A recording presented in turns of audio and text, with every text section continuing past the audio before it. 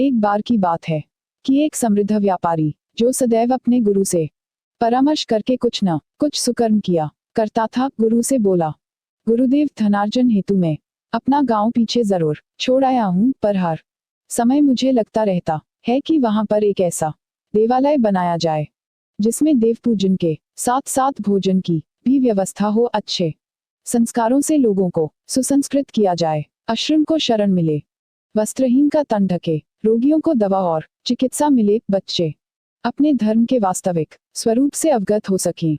सुनते ही गुरु प्रसन्नता पूर्वक बोले, केवल गांव में ही क्यों, तुम ऐसा ही एक मंदिर अपने इस नगर में भी बनवाओ। व्यापारी को सुझाव पसंद आया और उसने ने 2 मंदिर, एक अपने गांव और दूसरा अपने नगर में जहां वह अपने परिवार के साथ रहता था, बनवा दिए। दोनों देवालय शीघ्र ही लोगों की श्रद्धा के केंद्र बन गए, लेकिन कुछ दिन ही बीते थे कि व्यापारी ने देखा कि नगर के लोग गांव के मंदिर में आने लगे हैं, जबकि वहां पहुंचने का रास्ता काफी कठिन है। उसकी समझ में नहीं आ रहा था कि ऐसा क्यों हो रहा है। कुछ भारी मन से वह गुरुजी के पास गया और सारा वृतांत कह सुनाया। गुरुजी ने कुछ विचार किया और फिर उसे यह परामर्श दिया कि वह गांव के मंदिर के पुजारी को नगर के मंदिर में सेवा के लिए बुला ले।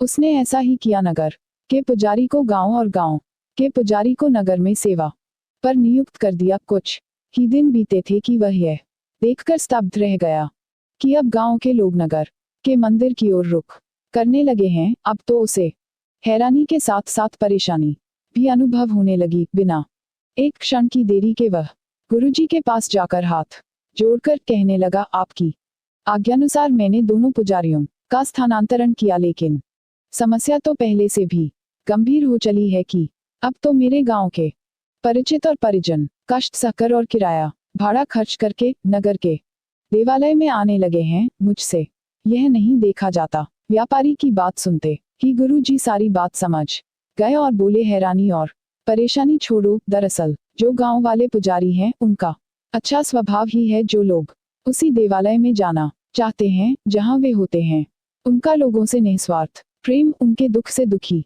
होना, उनके सुख में प्रसन्न होना, उनसे मित्रता का व्यवहार करना ही लोगों को उनकी ओर आकर्षित करता है और लोग स्वतः ही उनकी ओर खींचे चले आते हैं। अब सारी बात व्यापारी की समझ में आ चुकी थी।